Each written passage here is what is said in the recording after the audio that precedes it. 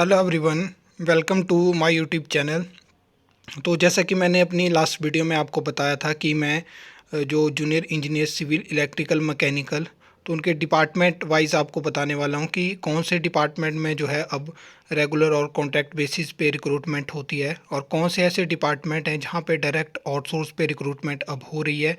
पहले ऐसा नहीं होता था। पहले मैक्सिमम सभी डिपार्टमेंट में जो रिक्रूटमेंट टेस्ट के थ्रू ही होती थी। तो अब हम देखने वाले हैं कि कौन कौन से वो डिपार्टमेंट हैं। तो इस वीडियो में हम सिर्फ सिविल इंजीनियरिंग की बात करने वाले हैं। तो चलिए स्टार्ट करते हैं।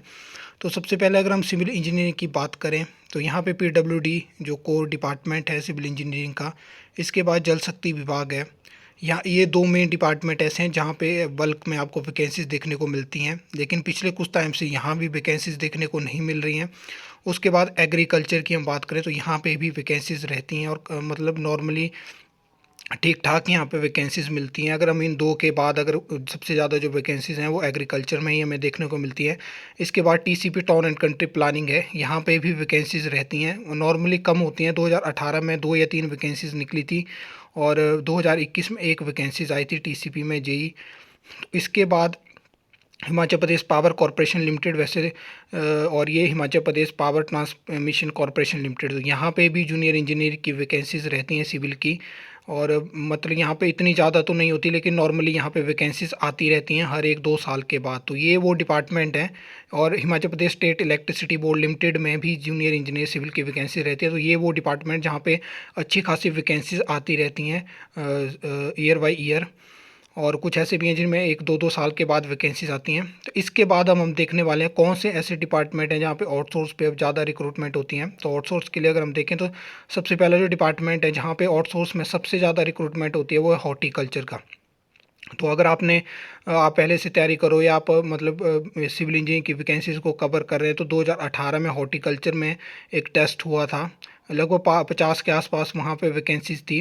जो हॉर्टिकल्चर डेवलपमेंट प्रोजेक्ट होते हैं उसमें वो वैकेंसीज निकली थी। अभी भी उन वैकेंसीज के लिए एक फॉर्म फिलअप करवाया गया है जहाँ पे 17 या 19 के आसपास टोटल वैकेंसीज थी जूनियर इंजीनियर की। और वहाँ पे एक्सपीरियंस भी मांगा गया था। तो वो भी आउटसोर्स पे रिक्रूट होते हैं और वहाँ पे 30,000 वहाँ पे सैलरी रहती है। उसके बाद वहाँ पे जो फॉर्म जब आप भरते हो तो वहाँ पे लिखा होता है 1 ईयर के लिए। फिर जैसे जैसे जो प्रोजेक्ट है वो बढ़ता जाएगा तो आपको एक्सटेंशन दी जाती है। और फिर वैसा ही होता है जैसा आजकल नॉर्मली आपको हर आउटसोर्स में देखने को मिल रहा है। बाद में पॉलिसी की मांग हर एक आउटसोर्स रिक्रूटमेंट में होती है।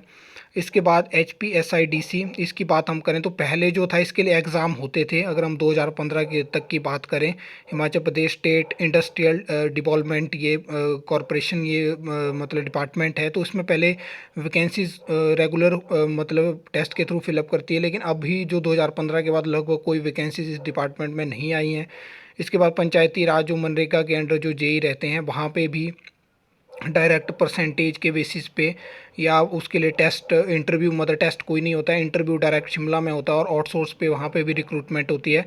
इसके बाद एमसी म्यूनसिपल कॉरपोरेशन में अभी आपने देखा होगा 11 जो हैं वो टोटल जेई रिक्रूट हुए हैं और 8 वैकेंसीज और बची हैं। तो अब देखते हैं कि वो आउटसोर्स पे किस तरह से रिक्रूट होते हैं या रेगुलर बेसिस पे रिक्रूट होते हैं। इसके बाद एचआरटीसी में भी जूनियर इंजीनियर की वैकेंसीज रहती थी पर बहुत कम वैकेंसीज होती हैं। तो इसमें भी फ़िलहाल के लिए तो कोई वैकेंसीज़ नहीं है।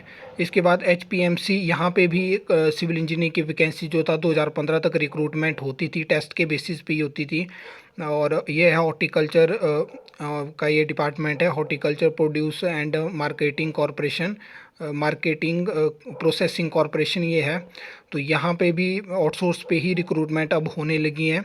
और अगर मैं हॉर्टिकल्चर की आपको बात करूं तो यहाँ पे जो है अगर हॉर्टिकल्चर डिपार्टमेंट को टेस्ट के थ्रू यहाँ पे वैकेंसीज़ को फिलअप करवाया जाए तो काफ़ी ज़्यादा वैकेंसीज़ निकल सकती हैं और टेस्ट भी करवाए जा सकते हैं।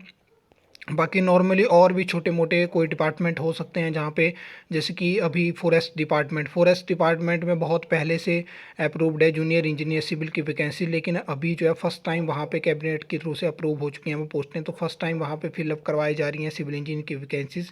तो कुछ इस तरह से नॉर्मली एक छोटे मोटे और डिपार्टमेंट हो सकते हैं जहाँ पे जूनियर इंजीनियर सिविल की वैकेंसीज अप्रूव्ड हो सकती हैं, लेकिन फ़िलहाल के लिए उनको फिलअप नहीं करवाया जाता है। और ये मतलब अगर टेस्ट के थ्रू फिलअप नहीं होते हैं तो आउटसोर्स के थ्रू वहाँ पे रिक्रूटमेंट हो जाती हैं। फिर आपको पता है 10-11 साल या 15 साल तक आप डेली वेज या रेगुलर या कॉन्ट्रैक्ट उस बेस पे काम करोगे, उसके बाद आपको रेगुलर बेस कर दिया जाएगा। तो कुछ ये चीज़ें थी जो मैंने आपके साथ शेयर करनी थी। आई होप आपको पता चल चुका होगा डिपार्टमेंट के बारे में जहाँ पे आउटसोर्स पे रिक्रूटमेंट होती है। बाकी कुछ लोग ऐसा बोलते हैं कि हमें आउटसोर्स की रिक्रूटमेंट का पता नहीं चलता, तो मैं आपको बताना चाहता हूँ कि इनका बहुत कम पता चलता है। बाकी नॉर्मली जो इनकी एडवर्टाइजमेंट होगी वो आपको पंजाब केसरी पे मिल जाती है। उसके अलावा मैंने किसी न्यूज़पेपर में अभी तक नहीं देखा कि इनकी जो एडवर्टाइजमेंट आई हो। बाकी जिनको डाउट है कि म्यूनसिपल कॉरपोरेशन की वो वैकेंसीज उनकी एडवर्टाइजमेंट नहीं है, तो मेरे पास उसके एडवर्टाइजमेंट की फ़ोटो पड़ी हुई है, न्यूज़पेपर में वो एडवर्टाइजमेंट आई थी, तो वो मैं ग्रुप में डाल दूंगा। आप देख सकते हो कि किस तरह से इनकी एडवर्टाइजमेंट आती है। आई होप आपको ये वीडियो अच्छी लगी, इन्फॉर्मेटिव लगी होगी। आप वीडियो को लाइक कमेंट शेयर कर सकते हो, चैनल को सब्सक्राइब कर सकते हो फर्दर न्यू अपडेट्स के लिए।